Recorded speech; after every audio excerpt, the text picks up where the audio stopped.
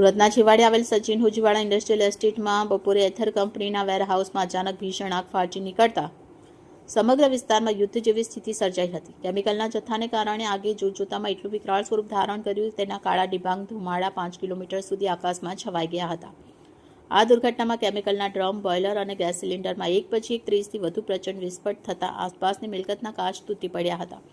આગની ગંભીરતાને જોતા સુરત ફાયર વિભાગ દ્વારા મેજર કોલ જાહેર કરી 20થી વધુ ફાયર ફાઇટરોને કામે લગાડ્યા હતા. ઘટનાની ભયાનકતા વર્ણવતા સ્થાનિક રહીશ મોહન પટેલે જણાવ્યું, આગ એટલી ભયંકર હતી કે હૃદયના ધબકારા વધી ગયા. કેમિકલના ડ્રમ એવી રીતે ફાટ્યા કે રસ્તા પર પણ આગ પ્રસરી ગઈ હતી. આગની તીવ્રતાને કારણે વેરહાઉસનું 2 માળનું બિલ્ડિંગ પત્તાના મહેલની જેમ ધરાશાયી થઈ ગયું.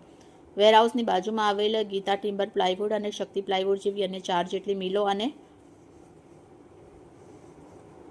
યાર્ડના ગોડાઉનમાં પણ આગ પ્રસરી ગઈ, જેમાં ગીતા ટિમ્બર સંપૂર્ણપણે બળીને ખાખ થઈ ગઈ.